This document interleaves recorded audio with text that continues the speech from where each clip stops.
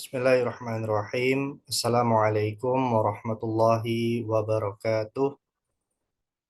Alhamdulillah. Alhamdulillahilladzi bini'matihi tatimmus shalihat.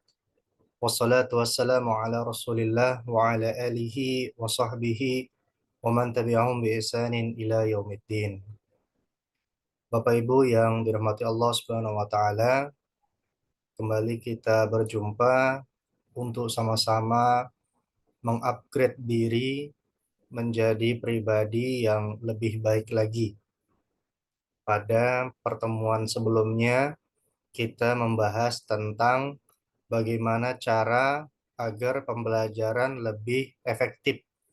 Dan kali ini kita sedikit melanjutkan dan menambahkan hal-hal yang berkaitan bagaimana pembelajaran itu bisa lebih maksimal dan juga ada beberapa tambahan yang perlu kami sampaikan. Kami share di grup di sini. Ya, kelihatan ya. Baik, jadi judul kita adalah menjadi guru yang ideal. Jadi, kalau sebelumnya titik fokus kita pada proses pembelajaran, adapun pada kesempatan yang berbahagia ini, kita fokus bagaimana menjadi guru yang ideal. Karena guru yang ideal akan memberikan dampak positif baik dari segi pembelajaran ataupun dari segi akhlakul karimah. Ya, kita ambil rumusan masalahnya. Masalah yang pertama, permasalahan krisis akhlak yang terjadi di kalangan remaja bahkan usia dini. Semakin hari permasalahan mengenai krisis akhlak ini sudah semakin memprihatinkan. Ya, kasus pembulian itu bukan hanya tingkat SMA ke atas, tapi juga SMP, bahkan SD, bahkan TK sekalipun. Ya, sudah terjadi yang namanya pembulian. Atau di masalah yang kedua, minimnya sosok teladan menjadi faktor utama penyebabnya. Ditambah dengan penggunaan gadget tanpa batas, pengaruh sosial media, dan juga lingkungan serta kurangnya pengawasan orang tua. Jadi kesimpulan dari rumusan masalah ini adalah krisis akhlak dan minimnya sosok guru teladan. Ya, maka yang menjadi latar belakang pada pembahasan kita di sini adalah dibutuhkan penjelasan dalam hal sosok guru yang menjadi teladan ataupun ideal dan memberikan pengaruh yang besar dalam perbaikan akhlak. Ya, jadi sejatinya orang tua itu tidak sekedar mengharapkan pembelajarannya bagus, akademiknya bagus, tapi menjadi nilai tambah apabila dilengkapi dengan akhlak yang mulia. Sehingga peran guru di sini menjadi hal yang fokus ya untuk kita bahas ya pada kesempatan ini. Dan pembahasan ini mencakup alasan dan tujuan menjadi guru, bagaimana contoh guru yang ideal, larangan-larangan sebagai guru, dan tips menjadi guru yang ideal. Dan kami sampaikan juga bahwa baik Anda sebagai calon guru ataupun sudah menjadi guru atau bahkan mau berhenti menjadi guru. Ya, maka penjelasan kami ini sangat bermanfaat insya Allah untuk menjadi bahan pertimbangan, untuk menjadi bahan evaluasi, dan juga untuk menentukan langkah ke depan. Ya, bagaimana seharusnya menjadi guru yang ideal. Setiap orang punya idealismenya masing-masing. Ya, ada orang yang mengatakan ideal itu adalah guru yang tepat waktu. Ideal itu adalah guru yang mampu memberikan contoh teladan. Ya, guru ideal itu adalah orang yang disenangi oleh anak-anaknya. Ya, sehingga masing-masing guru, masing-masing orang itu memiliki jawaban yang berbeda ketika dikatakan guru yang ideal. Bahkan kalau kita membuatkan sebuah penelitian terhadap anak-anak kita, bagaimana guru yang ideal menurut kalian, maka tentu anak-anak memiliki jawaban yang beragam. Sehingga penjelasan kami ini boleh jadi ada yang sependapat dengan kami, ada juga yang mungkin berbeda. Atau apa yang kurang dari yang kami sampaikan, masih banyak yang belum kita bahas, dan mungkin juga Anda lebih banyak mengetahui hal-hal yang belum sempat kami sampaikan di sini.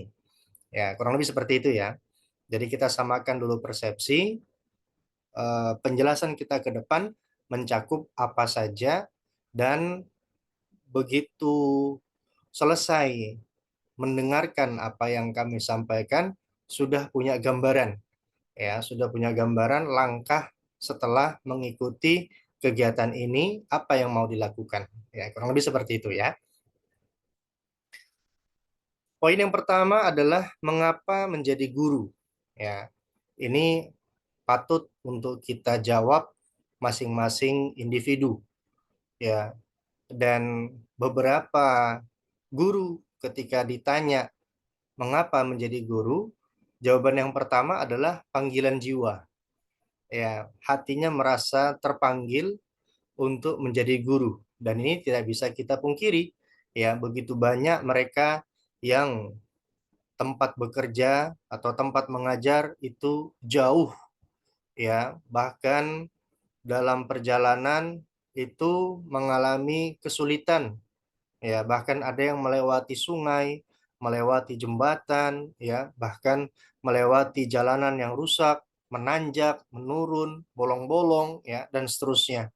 Dan itu semua ter terabaikan dengan panggilan jiwa. Ya, memang sudah jiwanya yang terpanggil.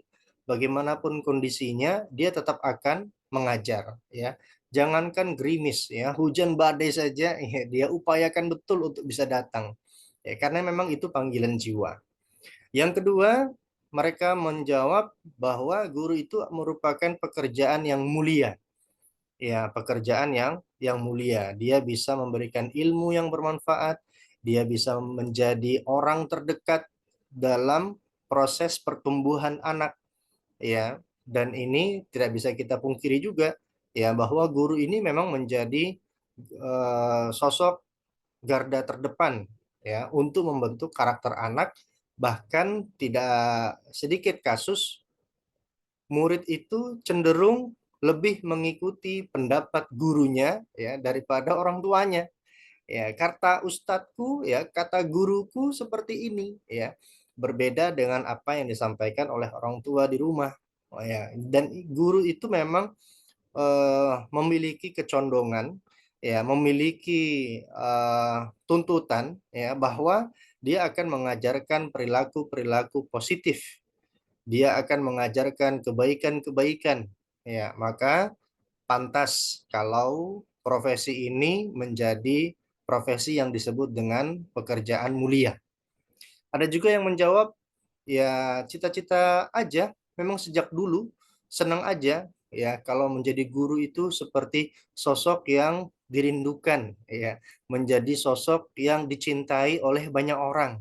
Ya, guru itu bisa menjadi sumber motivasi, ya, baik itu dalam belajar, dalam menjalani hidup, ya, macam-macam beragam, ya, dan dia memang punya cita-cita sejak dulu. Ada juga yang menjawab dengan jawaban karena sesuai dengan jurusan. Ya, sebenarnya saya enggak mau jadi guru, tapi karena sudah terlanjur jurusannya SPD misalnya, ya jadi guru, gitu ya. Dan ada juga yang menjawab dengan senang mengajar. Ya, nggak tahu kenapa, pokoknya senang aja. Mengajar itu membuat hati menjadi tentram, menjadi damai, ya, menjadi, pokoknya kalau sudah mengajar itu perasaan itu happy saja. Ya, dan ini tidak bisa kita pungkiri jawaban-jawaban mereka. Nah, boleh jadi kita memiliki jawaban di antara 5 jawaban ini, atau mungkin memiliki jawaban yang lain. Nah, itu suka-suka. Ya, itu suka-suka. Dan untuk apa jadi guru? Ya, jadi kalau ada alasan, maka ada tujuan, ya kan gitu ya. Ada alasan dan tujuan. Tujuannya apa? Menjadi pribadi yang lebih baik lagi.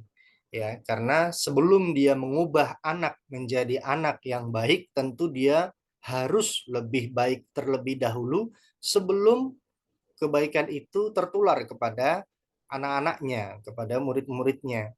Maka ini menjadi sebuah tuntutan ya bahwa guru itu harus menjadi pribadi yang lebih baik. Yang kedua, menyebarkan ilmu yang bermanfaat. Boleh jadi ada yang waktu kecil merasa, wah dulu guru saya seperti ini dan seperti itu. Atau merasa dulu gurunya memberikan ilmu yang tidak bermanfaat. Sehingga dia merasa, wah saya harus jadi guru yang memberikan ilmu yang bermanfaat. Ya, memberikan contoh yang baik. Ya, jadi mungkin ada dasar-dasar terdahulu yang dia anggap dulu guru di pandangannya dia adalah guru yang negatif. Ya, maka sekarang dia mengubah mindset itu, ya saya ingin menjadi guru yang menjadi pribadi lebih baik dan juga mengajarkan menyebarkan ilmu yang bermanfaat. Dan yang ketiga mendapatkan pahala amal jariah. Ya, jadi alasan dan tujuan memang perlu untuk kita bahas. Karena sejatinya dalam menjalani kehidupan sering kita temukan kendala, sering kita temukan masalah, sering kita temukan adanya penghalang-penghalang untuk mencapai sebuah visi. Maka ingatlah mengapa kita melakukan atau menjalani pilihan ini. Ya, contoh ketika seorang pasangan suami istri yang berkeinginan untuk berpisah, maka perlu diingat, ya, dulu alasan dan tujuan untuk menikah itu apa? Ya, sehingga meminimalisir ya cekcok, meminimalisir adanya niatan untuk berpisah. Ya, ketika orang bekerja di suatu tempat, kemudian ada pikiran untuk resign, ya, maka ingatlah ya, alasan dan tujuan bekerja di sini apa? Ya, kalau kita resign ya boleh jadi ya begitu banyak orang yang menginginkan pekerjaan ini dan ketika kita diberikan pekerjaan ini kita malah mengabaikannya. Ya, jangan sampai penyesalan datang belakangan, ya kan gitu ya. Ya, sehingga alasan dan tujuan itu perlu untuk kita bahas, termasuk menjadi guru. Ya, menjadi guru itu untuk apa? Alasannya apa? Dan itu yang akan mendorong kita untuk optimis menjalani apa yang sudah kita pilih. Ya, kurang lebih seperti itu. Yang ketiga, emang kalau sudah jadi guru, mau jadi guru yang seperti apa? Ya, jadi kita buat pembahasan kita ini sebagai bentuk tanya jawab gitu ya. Kalau ditanya seperti ini, maka beberapa orang menjawab, saya ingin menjadi guru yang dinantikan kehadirannya. Ya, oh Ustadz Iqbal sudah datang, ye gitu ya. Yang selalu dinantikan. Kemudian guru yang ditangisi kepergiannya. Aduh, Ustadz Iqbal jangan pergi gitu ya. Jangan pergi ya. Di sini saja ya. Saya maunya kalau belajar ini maunya sama Ustadz Iqbal saja. Nah, ya boleh jadi ada yang pengen menjadi guru seperti itu ya, yang ditangisi kepergiannya. Ada juga yang ingin menjadi guru yang memotivasi muridnya. Dia punya semangat yang tinggi untuk memotivasi anak belajar. Ya, ada juga yang menjawab ingin menjadi guru yang teladan dan ada juga yang ingin memiliki wawasan yang luas. Ya, ini juga jawaban yang fleksibel. Siapapun berhak untuk menjawab salah satu dari 5 item yang sudah kami sebutkan, atau mungkin ada yang menambahkan. Ya, pengen menjadi guru yang seperti apa. Nah, kita fokus membahas tentang bagaimana contoh guru yang ideal. Ya, menjadi contoh guru yang ideal. Idealnya, guru itu memiliki semangat dalam mengajar. Ya, kalau dia awal pembelajaran dia sudah tidak semangat, ya, apalagi ketemu murid yang ini lagi, ya, si pembuat masalah lagi, gitu ya. Kalau sudah mau mengajar, ada saja beban hati, ya, sehingga dia ada beban pikiran. Sebelum mengajar nanti sudah pusing duluan, ya, aduh nanti ketemu murid yang nggak bisa baca, aduh nanti ketemu murid yang suka melamun, aduh nanti ketemu murid yang suka ganggu temennya, ya, maka ini semua mesti diatasi dengan bijak, ya, bagaimana guru bisa mengkondisikan kelas, ya, membuat kelas itu menjadi nyaman dalam pembelajaran. Ya, maka ini guru memiliki persiapan, ya, sebelum mengajar itu tenangkan pikiran, tenangkan hati, ya, bahkan sebisa mungkin untuk ambil air wudhu, ya, dan berharap, ya, berdoa kepada Allah semoga Allah berikan kemudahan dalam proses transfer ilmu kepada murid-murid kita. Ya, bahkan guru kami, guru ngaji, ya, beliau pernah berpesan, ya, kalau kita mengajar, jangan lupa minta kepada Allah agar murid-murid kita diberikan kemudahan dalam memahami apa yang kita sampaikan. Ya, jadi jangan lupa juga untuk mendoakan anak-anak kita. Nah, jadi punya semangat. Yang kedua, memiliki persiapan sebelum mengajar. Ya, kalau kita bahas persiapan ini juga cukup banyak, ya. Banyak persiapan yang harus kita perhatikan sebelum mengajar, baik itu dari segi penampilan. Nah, ini penampilan sangat penting, ya, sangat penting. Kalau ada ustadz yang masuk kelas kemudian songkoknya mungkin miring sedikit, gitu ya. Atau mungkin ustazah yang mungkin pakai jilbab kemudian jilbabnya eh, keluar sedikit rambutnya, ya, atau ada peniti yang lepas, ya, itu akan mengganggu konsentrasi anak, ya. Jadi murid bukan lagi fokus dengan apa yang disampaikan oleh gurunya, tapi fokusnya ke penampilannya, ya. Atau mungkin memasang kancing tapi kancingnya tidak sesuai dengan lubangnya, ya, tidak sesuai lubangnya, jadi ada yang ke atas ada yang ke bawah gitu, jadi tidak rapi. Ya, maka ini perlu menjadi perhatian. Jangan sampai murid fokusnya dengan apa yang mereka lihat pada penampilan kita, sedangkan kita sudah menyampaikan materi tanpa sadar yang sebenarnya harus perlu kita koreksi. Ya, bercerminlah terlebih dahulu gitu ya, rapi-rapi, bersih-bersih gitu ya. Bagus lagi kalau ada minyak wangi. Ya, kami juga menyediakan materi khusus untuk me- apa berani tampil depan publik. Ya, itu ada materi tersendiri sudah kita bahas.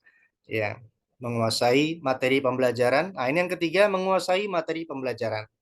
Jadi selain memiliki semangat, memiliki persiapan, dia juga patut menguasai materi pembelajaran. Ya, apa maksudnya menguasai materi pembelajaran? Tujuan dari pembelajaran ini apa? Apa manfaatnya kalau anak mempelajari ini? Ya, contoh, ya, misal pelajaran matematika tentang persen. Bagaimana ketika Ananda itu, ya, murid masuk ke sebuah toko, anggaplah toko penjual baju. Ya, harga bajunya 200.000 rupiah. Kemudian diskon 50%. Maka berapakah baju tersebut? Ya, maka sudah tidak perlu lagi menggunakan kalkulator, tidak perlu lagi menanyakan kepada pegawai di sana. Ya, karena kita langsung memahami bahwa 50% dari 200.000 adalah 100.000, ya, karena setengahnya. Nah, jadi mudahnya kita belajar itu untuk tidak bergantung pada orang lain. Kita bisa memecahkan masalah dengan sendirinya karena kita belajar. Ya, itulah pentingnya kita belajar. Ya, tidak perlu bantuan kalkulator, ya, untuk menghitung berapa ya 50% dari 200.000. Ya, kalaupun ternyata diskonnya 75%. Wah, 75%. Berapa berarti harga baju tersebut? Ya, jangan sampai malah dikira wah 150.000 ini. Ah, itu keliru. Maka jawaban yang benar jika harga 200.000 sedangkan diskon yang diberikan 75%, maka harga baju tersebut adalah 50.000. Ya, jadi ini bisa diberikan penjelasan kepada anak-anak, dibuatkan diagram ya, diagram lingkaran. Kemudian bagi setengah, bagi lagi setengah, ya. Jadi ada 100%, 75%, 50%, dan 25%. Ya, misalnya seperti itu gitu ya. Atau mungkin kita buatkan contoh pizza. Ya, bentuknya kan diagram lingkaran ya. Ya, pizza ini akan dibagikan sebanyak 8 orang. Ya, silakan dibagi. Bagaimana pizza ini bisa dibagikan untuk 8 orang dengan porsi yang sama? Nah, inilah pentingnya kita untuk memahami konsep persen dalam pembelajaran matematika. Nah, ini kira-kira begitu ya. Ya, jadi langsung dihadapkan pada dunia nyata. Pentingnya kita mempelajari konsep ini, gitu ya. Kemudian yang berikutnya, guru yang ideal adalah guru yang mampu mengendalikan kelas. Ya, bagaimana bisa dikatakan guru sedangkan dia tidak mampu untuk mengendalikan kelas? Ya, maka ini perlu perlu dipahami bahwa guru memang harus punya kapasitas untuk itu. Dan ini sepertinya sudah menjadi sebuah kewajiban gitu ya. Ya, wajib guru bisa mengendalikan kelas. Apalagi guru yang ideal juga memiliki retorika yang baik dalam mengajar. Ya, dia memiliki retorika yang baik dalam mengajar. Penyampaiannya bagus dengan intonasi nada yang sesuai. Ya, pernah kami sampaikan contoh mau pamit pulang. Ya, Ustadz pulang duluan ya. Oh iya, hati-hati ya di jalan. Ya, beda itu konsep kalau dikatakan pulang ya. Ya, hati-hati itu di jalan. Ya, jadi hati-hati di jalan kalimatnya sama. Tapi karena intonasinya berbeda, maka maknanya pun menjadi berbeda. Ya, kalau hati-hati di jalan, ya itu memberikan harapan, memberikan doa. Ya, hati-hati di jalan gitu ya. Tapi kalau hati-hati di jalan, wah ini seakan-akan ada ancaman ya. Awas kamu ya. Gitu ya. Jadi intonasi nada itu memberikan dampak ya pada makna terkait apa yang disampaikan. Maka tak heran sebagian orang ketika dihubungi itu lebih enak, lebih mudah dipahami kalau disampaikan secara langsung lewat lisan ya dibandingkan lewat tulisan. Ya, karena kadang kalau lewat tulisan itu bisa multitafsir. Ya, ini maksudnya seperti apa? Ya, ya sudah. Ya, kalau memang sudah nggak bisa ini lagi, ya sudah. Ya. Tapi kalau ya sudah, ya. Jadi memiliki makna yang berbeda, meskipun kata yang disampaikan sama. Ya, maka guru seideal mungkin memiliki retorika yang baik dalam proses pembelajaran. Ya, memilih redaksi yang mudah untuk dipahami anak-anak.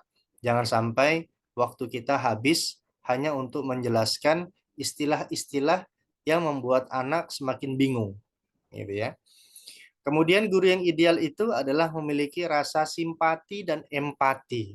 Ya, ketika ada murid yang kakaknya sedang sakit, dirawat di rumah sakit, ya, maka jangan lupa untuk menyampaikan ya doa ya semoga kakak cepat sembuh ya dan kamu bisa bantu orang tua di rumah yang mungkin sebelum kakak sakit biasanya kakak yang bantu ibu mau itu cuci piring kah, sapu, ngepel. Nah, karena kakak tidak ada sedang sakit, maka jangan lupa kamu yang bantu ibu bapak di rumah, misalnya gitu ya. Atau mungkin ada yang merasa kehilangan, ya maka kita bisa patungan untuk mengembalikan perasaan yang tadi sempat emosi kah, ya marah-marah gitu ya, hilang. Ya kita doakan semoga Allah berikan penggantinya, ya dan seterusnya. Ya, jadi guru yang ideal itu memiliki rasa simpati dan empati. Kemudian mengenali muridnya dengan baik. Ya, ini juga termasuk contoh guru yang ideal. Dia tidak sekedar mengajar, tapi mengenali muridnya dengan baik.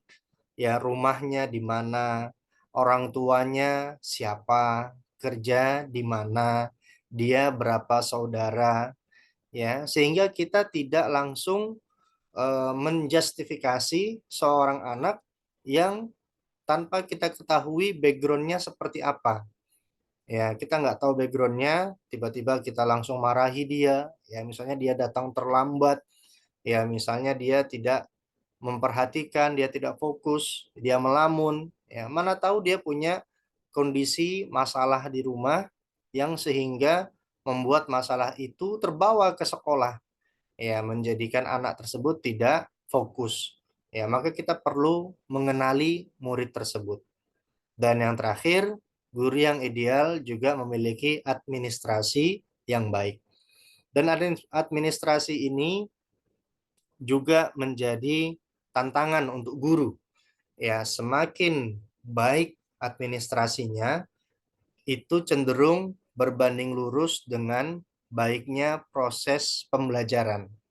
Ya, sehingga diharapkan guru memiliki administrasi yang baik sehingga bisa menjadi contoh, ya, menjadi contoh guru yang ideal. Berikutnya, apa saja larangan sebagai guru?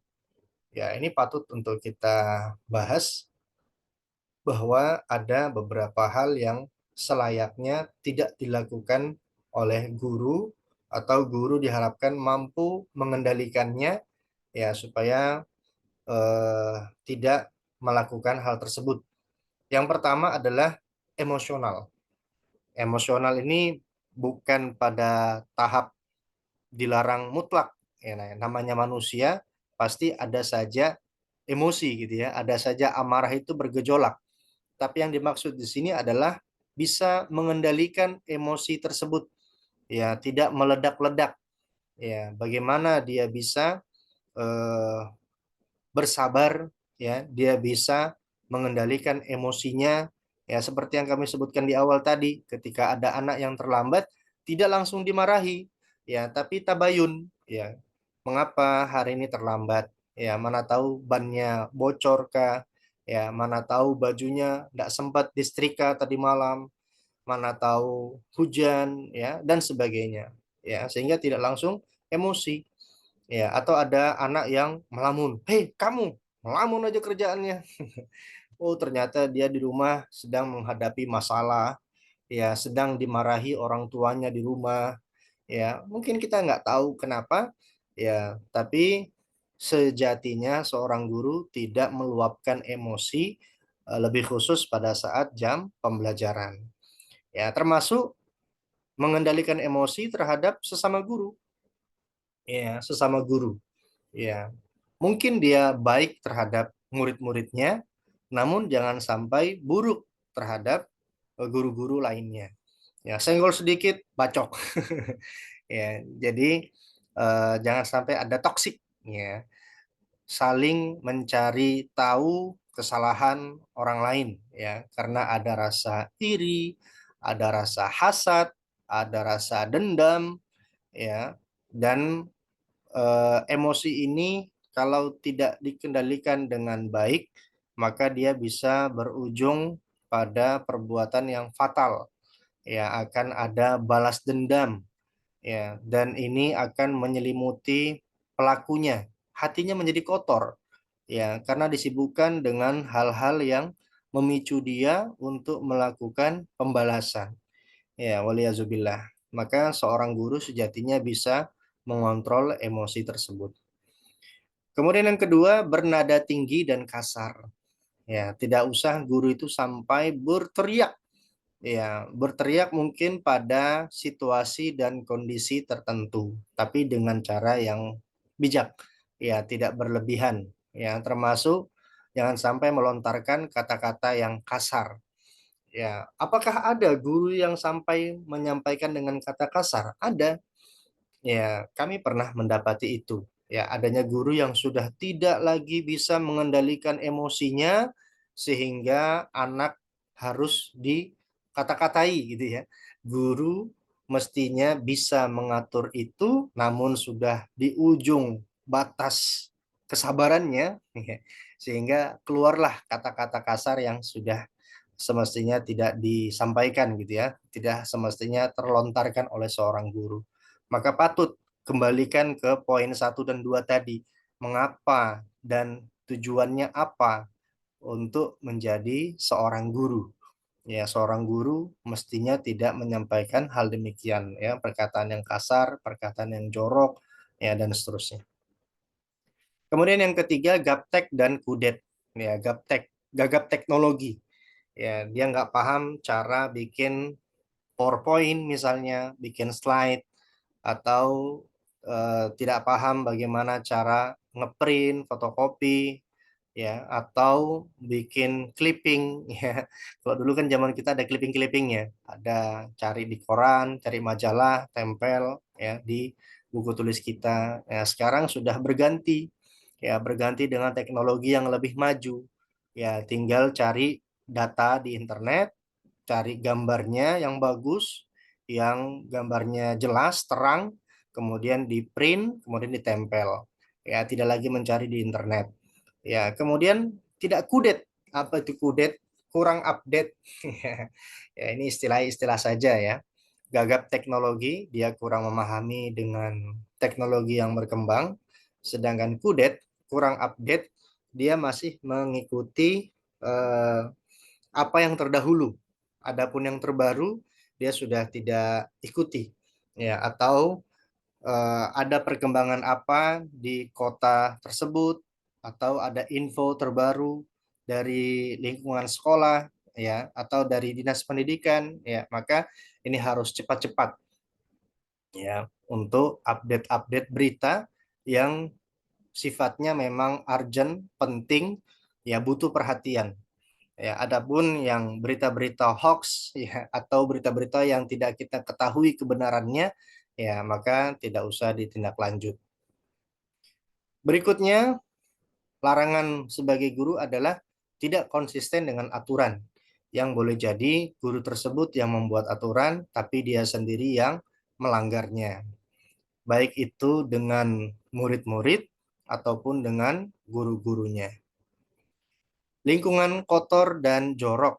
Ya, biasanya guru itu kan punya meja masing-masing ya.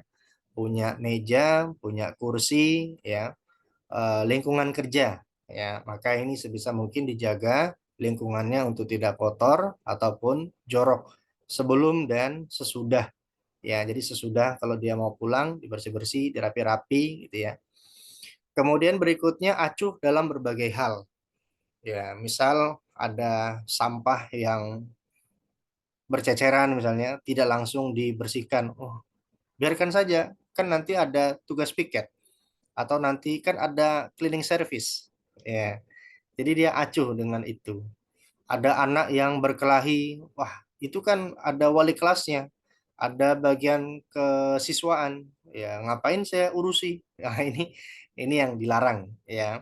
Dia merasa ini bukan bagiannya, maka dia tinggalkan. Padahal kita seorang guru adalah satu payung, ya, satu yayasan, satu naungan, satu atap. Ya, maka ada satu yang melakukan seperti itu, yang lainnya mengalami dampak. Ya, maka sejatinya eh, sensitif lah, ya, sensitif terhadap berbagai hal di dalam lingkungan sekolah. Jangan sampai beranggapan ini bukan tugas saya, ini bukan ranahnya saya, ya, bukan berarti mau ikut campur, tidak. Tapi selama kita bisa punya tangan untuk mencegah, punya lisan untuk mengingatkan, maka lakukanlah. Ya, jangan kita acuh, ya, jangan kita cuek, ya gitu ya, cuek. Ya. Baik, dan yang keenam, apa saja tips menjadi guru yang ideal? Ya, tipsnya apa? Ya, yang pertama adalah bertakwa kepada Allah Subhanahu wa taala dan mengikuti sunnah Rasulullah.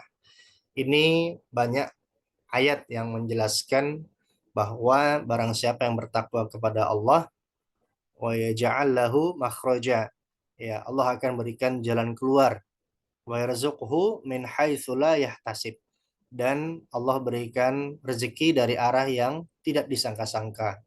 Wa may yattaqillaha yaj'al lahu min amrihi yusra. Allah juga menjadikan orang-orang yang bertakwa itu dimudahkan segala urusannya. Ya, jadi orang yang bertakwa itu akan dimudahkan barang siapa eh, yang bertakwa kepadanya. Jadi kalau ada guru yang ingin menjadi guru yang ideal, maka bertakwalah kepada Allah. Yang semoga dengan takwanya itu Allah berikan kemudahan, Allah berikan jalan keluar, Allah berikan solusi. Gitu ya.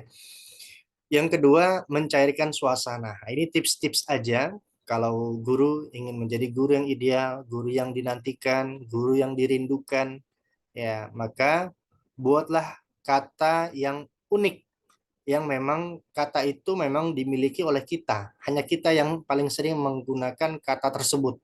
Ya, sampai dulu saya punya guru-guru yang punya kata-kata unik.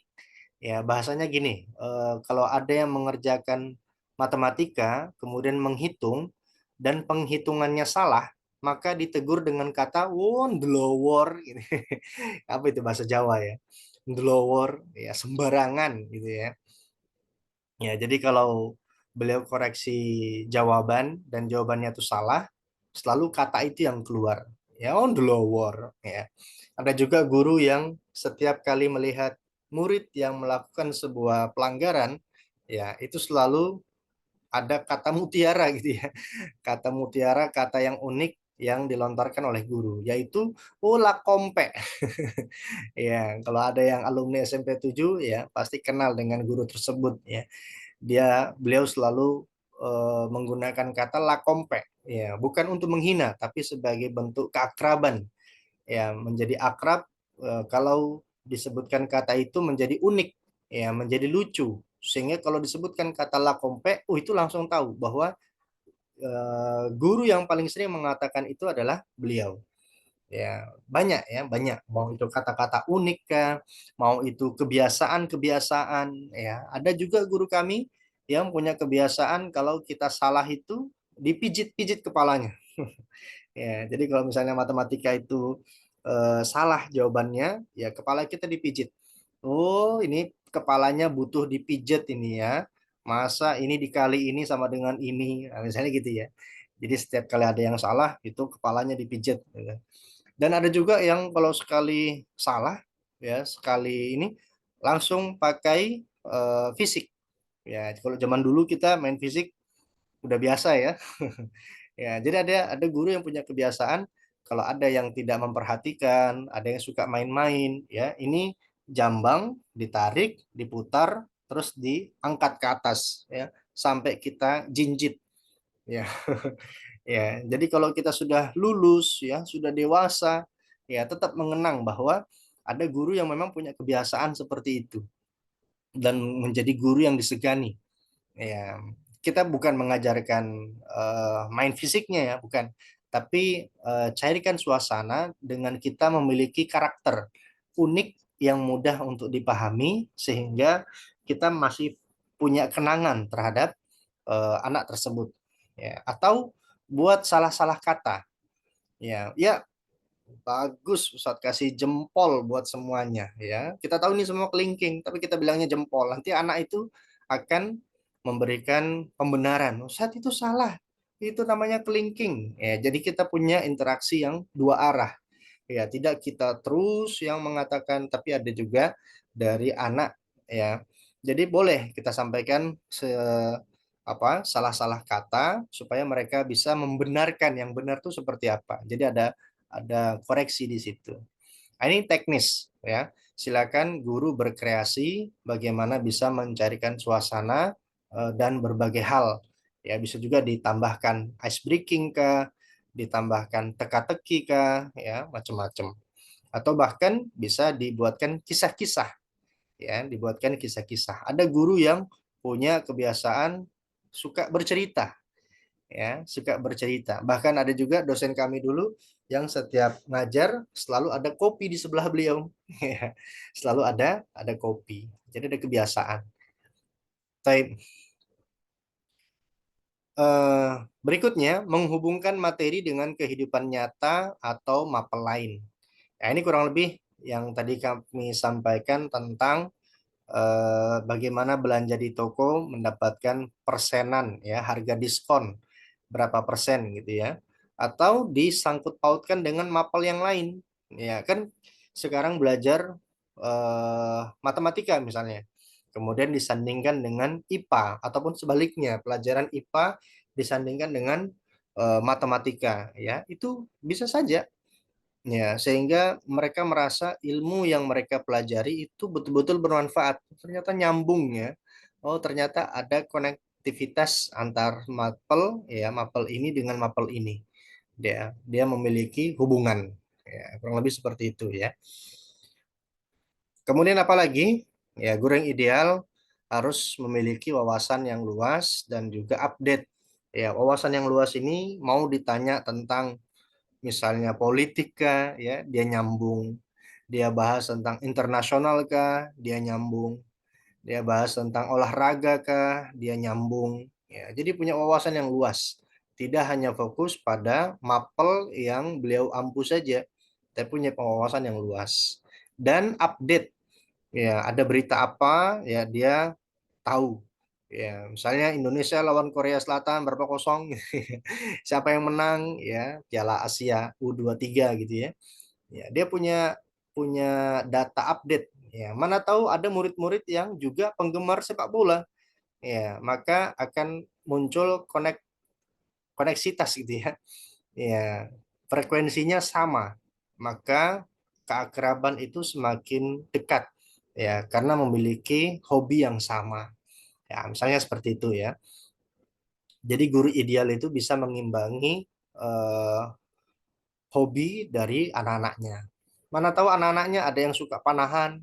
Oh, ternyata gurunya juga menguasai. Ada panahan itu modelnya seperti ini, modelnya seperti ini. Ada panahan yang dilombakan dengan kategori seperti ini dan seterusnya. Ya, jadi olahraga itu dia punya wawasan yang luas banyak, gitu ya, banyak. Sehingga anak menjadi semangat belajar. Ustadz ternyata paham ya tentang ini. Ustadz juga paham ya tentang ini. Loh, yang ini juga paham ya Ustadz. Wah, jadi punya wawasan yang luas. Kemudian memancing minat belajar murid. Ya, jadi sering-seringlah guru bertanya sebelum menjelaskan. Bertanya itu bukan berarti dia tidak mengetahui. Boleh jadi dia bertanya agar ketika dijelaskan itu memberikan gambaran kepada yang lainnya. Ya, jadi ini kata kunci ya. Bertanya bukan berarti dia tidak tahu. Bertanya dalam rangka supaya yang lain memahami ya apa yang disampaikan oleh gurunya. Ada juga yang ingin bertanya untuk memastikan pendapat saya ini adalah pendapat A. Kemudian dia bertanya untuk memastikan apakah betul pendapat saya ini. Ya. Jadi bertanya bukan berarti dia tidak tahu. Ya, boleh jadi untuk memberikan ilmu kepada orang lain, boleh jadi juga untuk menetapkan ya pendapatnya dia, ya, atau boleh jadi bertanya dalam rangka penguatan argumen gitu ya. Penguatan argumen. Jadi boleh bertanya. Dan guru ya sebelum memulai pembelajaran baiknya memang bertanya dulu, bertanya kepada muridnya. Bukan berarti guru tidak tahu, tapi guru bertanya dalam rangka anak-anak punya motivasi untuk belajar. Ya, minat belajarnya itu dipancing. Ya, misal ada yang tahu tentang ini? Ya. Jadi sebelum sebelum belajar ditanyakan dulu, termasuk info-info yang update. Nah, misalnya tadi ada yang suka bola gitu ya. Ya, siapa yang tahu kemarin Indonesia lawan siapa menang kemarin? Iya, misalnya gitu ya. Iya, jadi bertanya, oh iya itu Ustaz, lawan ini Ustaz. Ya, berapa skornya? Ya, jadi ketika bertanya dia akan semangat untuk menjawab. Nah, semangat menjawab inilah yang mau kita tingkatkan sehingga ketika belajar matematika misalnya 6 kali 8 siapa yang bisa jawab? Coba angkat tangan. Oh saya Ustadz. Karena apa? Karena sudah terbiasa menjawab pertanyaan dari guru tadi. Ya, jadi ada pertanyaan yang sesuai dengan pembelajaran, ada pertanyaan yang tentang berita update tadi. Ya, ini hanya untuk memancing minat belajar murid. Ya, supaya murid itu tidak malu untuk bertanya, murid itu tidak canggung, murid itu tidak ada pembatas, ya, tidak ada tameng gitu ya. Jadi kalau mau bertanya, bertanya saja, ya. Dan kalau menjawab pun dia tidak ragu, tidak malu, ya, tidak takut ketika disuruh angkat tangan. Karena ada juga guru yang membatasi hak murid dalam menjawab. Siapa yang bisa jawab angkat tangan? Ya, murid A jawab. Ya, soal kedua, siapa yang bisa jawab? A lagi yang jawab. Soal ketiga, siapa bisa jawab? A lagi yang jawab. Ya, yang A ini sudah 3 kali, sehingga ada pelarangan. Sudah, yang A tidak boleh jawab lagi ya, kasih teman-temannya yang lain. Nah, ini sudah mulai meruntuhkan semangat belajar si A tadi. Ya, karena pemberian tugas itu hak untuk semua murid. Ya, jadi siapa saja boleh menjawab.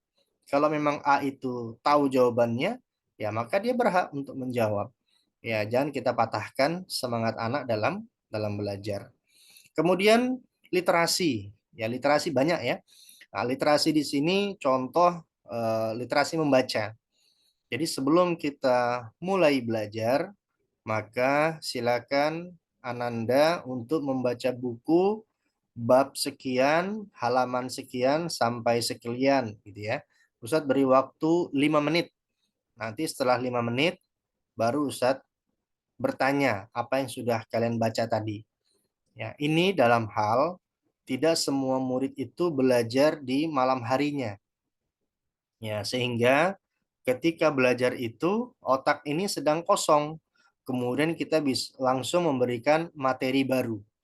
Justru lebih baik, lebih indah, lebih bisa untuk dipahami. Anak-anak kita persilahkan dulu untuk membaca buku yang ada. Ya, misal kisah tentang Nabi Yusuf, ya misalnya gitu ya. Kisah tentang Nabi Yusuf. Bagaimana peristiwa kisahnya Nabi Yusuf. Oh, ternyata kisahnya Nabi Yusuf ini begini, begini, begini. Disebutkan namanya, disebutkan kotanya, disebutkan nasabnya, ya gitu ya, dan seterusnya. Nah, setelah dibaca, kemudian ditanya, ya Yusuf ini anaknya siapa? Ya, Yusuf ini punya istri namanya siapa? Yusuf ini punya saudara-saudara namanya siapa? Karena sudah disebutkan dalam buku tadi. Nah, jadi punya minat belajar. Ya, tidak semua anak itu eh, apa hanya mendengar saja. Ada yang memang tunggu membaca baru dia paham. Ya, jadi sebaiknya sebelum kita mulai pembelajaran, buat dulu pemancingan, memancing minat belajar murid, baik dengan bertanya, baik dengan literasi, ataupun dengan penugasan. Ya, silakan dibuka bukunya ini, ada tugas di situ. Kemarin sudah kita bahas. Nah, sekarang silakan diberikan tugas dan dijawab. Ya, boleh jawab langsung di lembar kertas jawaban gitu ya. Boleh juga secara langsung dijawab ya dan seterusnya. Yang intinya membuat minat belajar anak itu semakin meningkat. Ya, jangan lupa pekan depan kita masuk pembahasan bab yang kedua. Sebelum masuk bab kedua, jangan lupa bahwa pekan depan Ustadz akan membahas mempertanyakan ya soal-soal yang berkaitan di bab satu. Apakah sudah paham atau tidak? Ya, misalnya gitu ya. Dan ketika masuk pekan depannya, semua silahkan berdiri ya. Yang bisa menjawab pertanyaan dari Ustadz yang berkaitan dengan bab satu, boleh silakan duduk. Ya, jadi minat belajarnya murid terjaga. Ya, jadi dia akan secara otomatis belajar di rumah karena kalau tidak belajar nanti disuruh berdiri di kelas. Yang bisa jawab itu duduk. Ya, nah ini eh, tips ini teknis. Ya, silakan guru berkreasi bagaimana memancing minat belajar murid.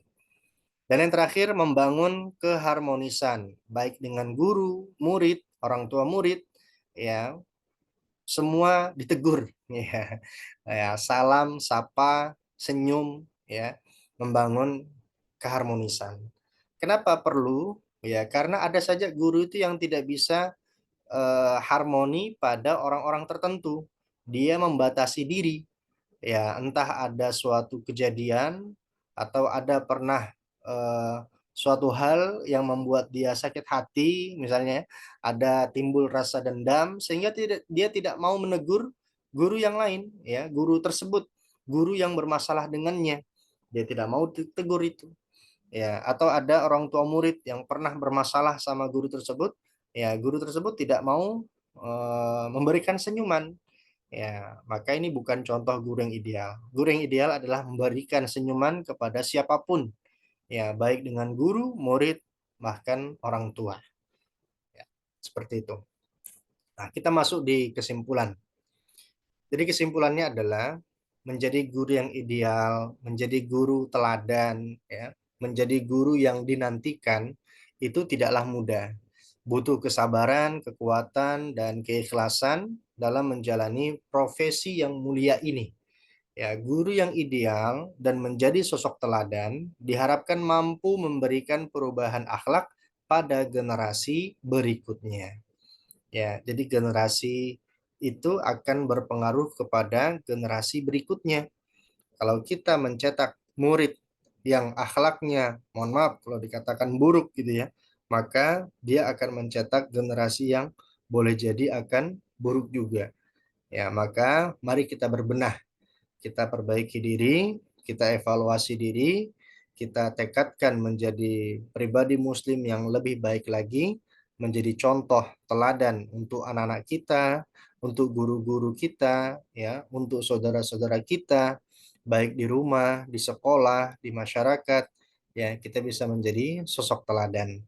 Dan bagaimana Rasulullah SAW ketika diterima oleh para sahabat, mereka percaya bahwa Nabi itu adalah Rasulullah, ya, karena memiliki akhlak yang mulia, baik itu dari segi kejujurannya, ya, dari segi menuntaskan masalah, ya, dari segi lisannya, ya, sehingga sosok teladan itu mampu, ya, menyerap dalam hati, memberikan dampak yang besar, ya, kepada eh, generasi.